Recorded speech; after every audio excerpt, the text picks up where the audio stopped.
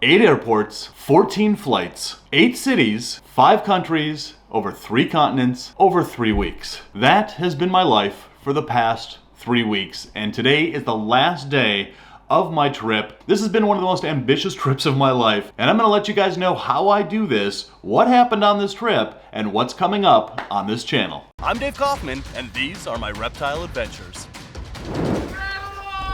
So on this trip, I left on November 2nd from my home of Minneapolis, flew to Los Angeles, from Los Angeles to Sydney, Sydney all the way up here to Brisbane, where I am now, sitting in my hotel, waiting for the shuttle to get on a plane and do it all again. But it wasn't just Australia that I hit up on this trip. I had 1 day in Brisbane, then we flew 8 hours to Singapore, where we had 24 hours in Singapore. And in that first 24 hours in Singapore, we toured the Singapore Zoo, which was just absolutely incredible. And the reptile house at the Singapore Zoo was one of the coolest reptile houses I've seen in a zoo. And I met a guy there named Sean who came up, recognized me from the videos, and I asked him if we could do a behind the scenes video of the reptile house at the Singapore Zoo. He arranged it and we filmed it. And wait until you guys see what is actually behind the scenes at the reptile house at the Singapore Zoo. The Singapore Zoo is one of the most famous zoos in the world, and for good reason. But the reptile house? Seriously, wait until you guys see this. So 24 hours after we arrived in Singapore, we flew to Kuala Lumpur, Malaysia, where we met up with a really awesome reptile shop owner named Tom, and we toured his reptile shop.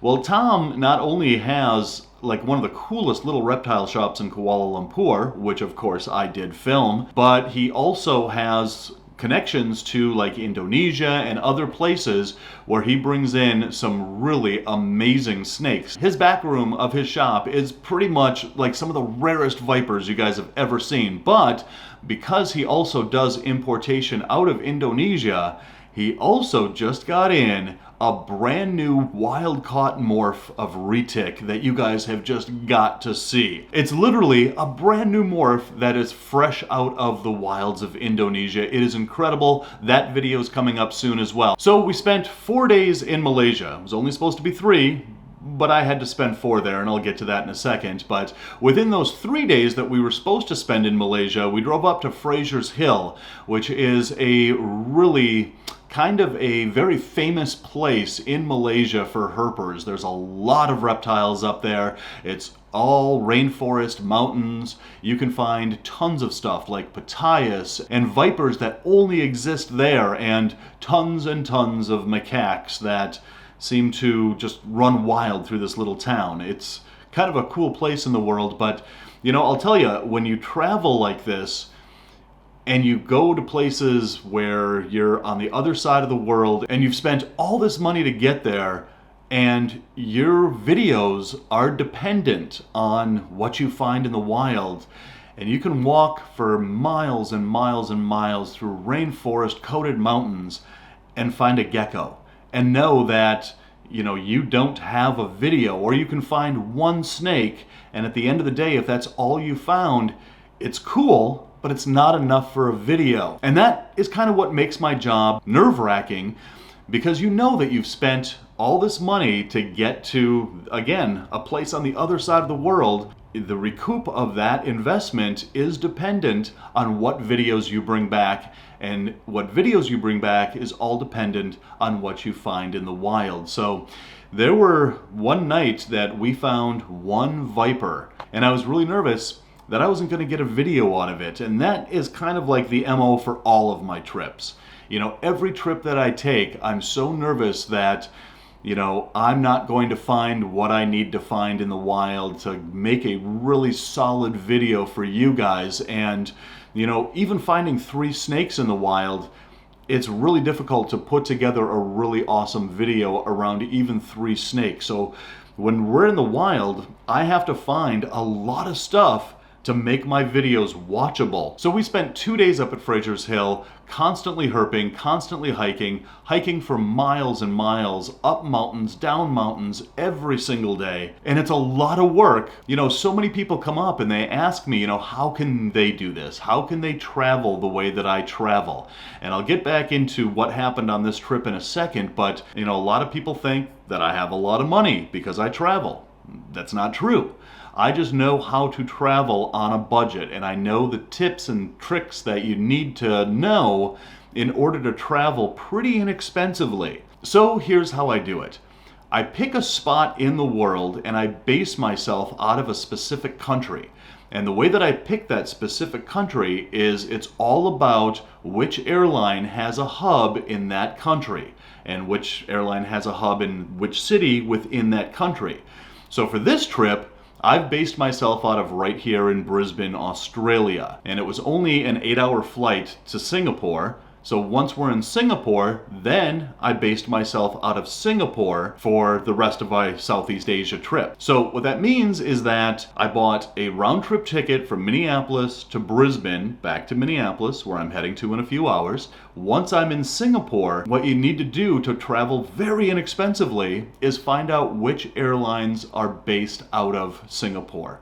And there's only a few of them, and then base yourself out of Singapore. Then we went to Kuala Lumpur for 3 days, turned out to be 4. Then we went to Saigon. We were in Saigon for 3 days. Then from Saigon, we went back to Singapore. So you're basically buying round trip tickets from this point to this point, back to this point, from this point to this point, back to this point. It gets super confusing, but at the end of the day, you're basically getting round-trip tickets for a couple $100 doing it this way, just simply by figuring out what airline is based out of what city. If you use an airline that is not a hub from like Singapore, for instance, you're going to be paying more for that airline's airfare because they're not a hub of that airline. We spent very little amount of time in each given city. We really didn't have any time to be tourists. I'm there to do a job. I'm not a tourist.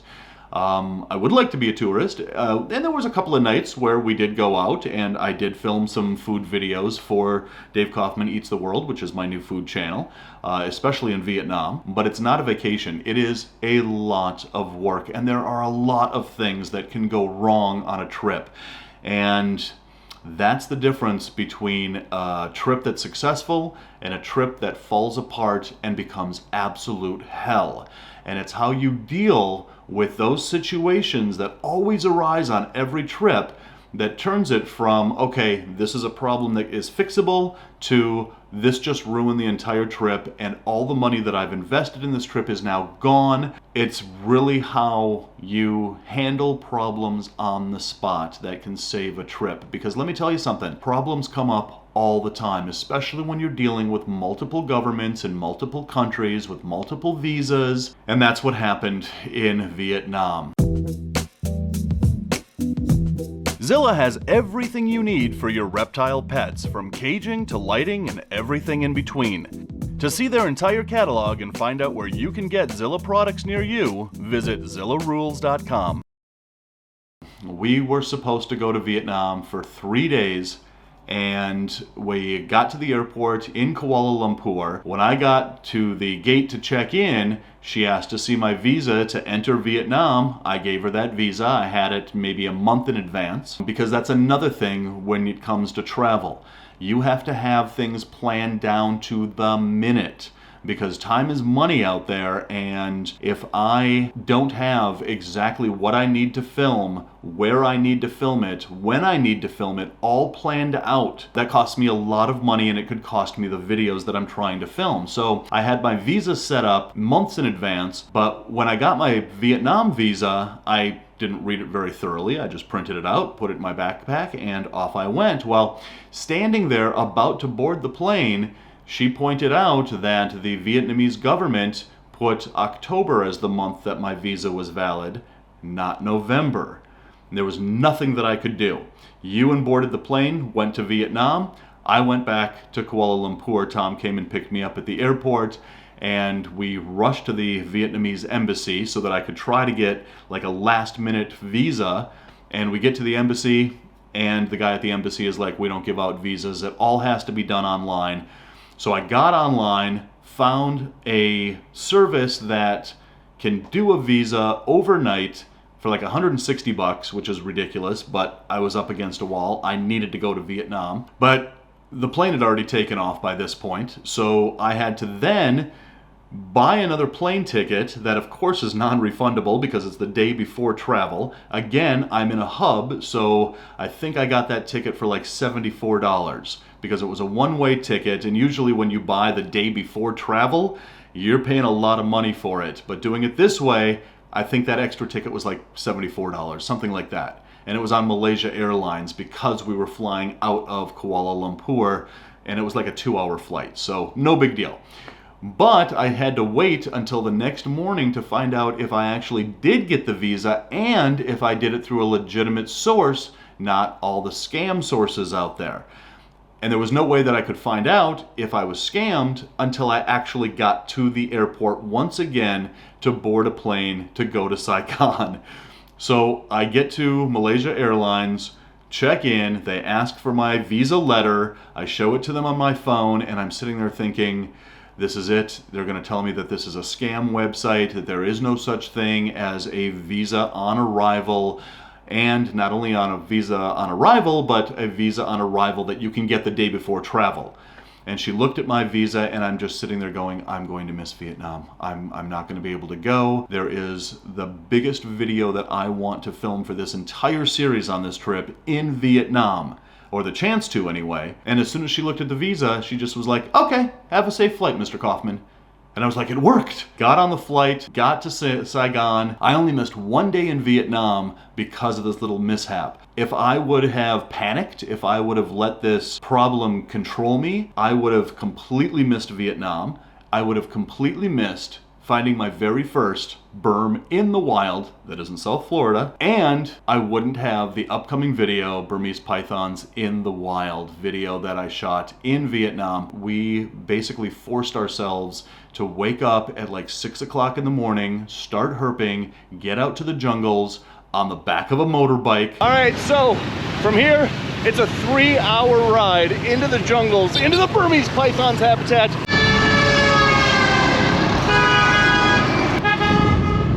And then herp all day long, and then start heading back to the hotel about 2 o'clock in the morning. Oh my God, Vietnam is full of awesomeness.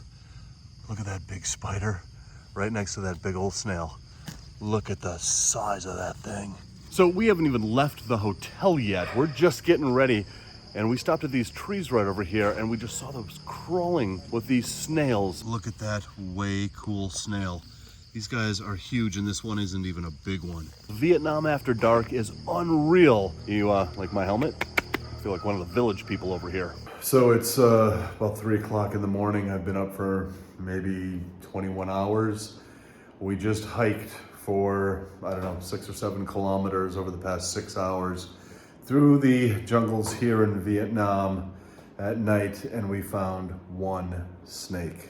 All right, so here he is. Whoa, dude, whoa, whoa, whoa, easy now. This is one of the boega species that you are going to find out here in Vietnam. And we all know the mangrove cat-eyed snake. They're beautiful, they've got black and yellow bands. Well, this one is related to that, and this one is the green cat-eyed snake. Now, boega are considered rear-fanged venomous snakes, but the venom really isn't all that medically significant to humans.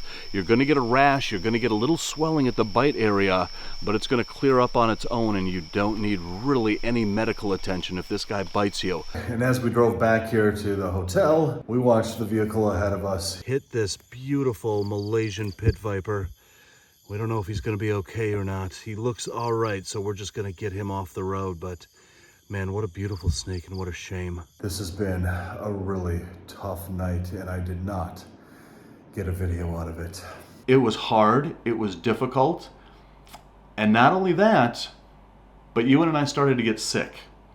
And we weren't exactly sure what it was, but by the time that we got back to our hotel that night at about 2 o'clock in the morning, after only finding one snake out there, but all of a sudden we are feeling like crap, And it turns out that either in Malaysia or in Vietnam, we picked up a virus and it was debilitating.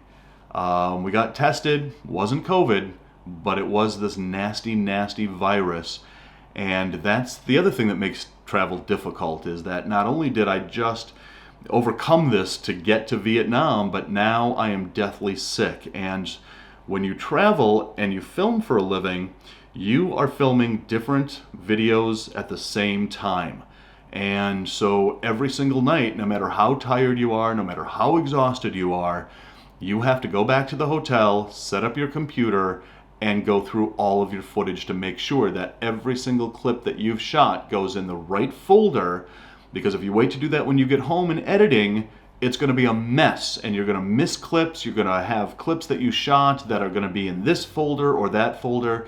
It takes hours. So here we are, absolutely sick as can be, tired, exhausted, and we're getting back to the hotels at like 2 o'clock in the morning, and I still have a couple of hours of work left to do when all I want to do is sleep. All I want to do is find some medicine, which we can't find because we're out in the middle of nowhere, and yet I have a couple of hours left of work to do to separate all the video clips that I have into the proper folders. I've got to wake up in about 5 hours. I still have to download all of the footage, and that's going to take about an hour here. And then tomorrow, we're going to do it all again. And guys, I'm a one-man band when I travel. I don't travel with a crew. It's just me and that camera, which means that I do all of my scheduling, all of my travel. I do all of my own booking. I figure out what videos I'm going to film on a trip and how I am going to film those videos, and then do the research on who is in those countries that I can connect with, that I can get out into the field with, or whatever. There is so much planning that goes into a trip like this. But again, when it's 2 o'clock in the morning, you've been out hiking since 6 o'clock in the morning, you have to go through all of your footage. That also means that you have to charge every one of your batteries. You have to format every one of your SD cards. You have to do the work of essentially 4 people that travel for a living and have channels like this. They have a crew. I don't have a crew. And the reason why I don't have a crew is because that would double, even triple my expenses. And it's not something that I can't handle myself. It's just a lot of work. So yeah, 2 o'clock in the morning, when you're sick, you've got a fever, all you want to do is sleep, and yet you have to sort through a couple hours of footage, charge batteries, make sure lights are charged, everything for the next day's shoot. It becomes really rather difficult. But now we had to go back to Singapore, and now we were so violently sick that it was the most miserable sick that I've ever been. And when we got back to Singapore, now I needed to film the reptile videos in Singapore. So I had to film the behind the scenes from the reptile house, and we met up with some really amazing Singaporean herpers that took us out one night.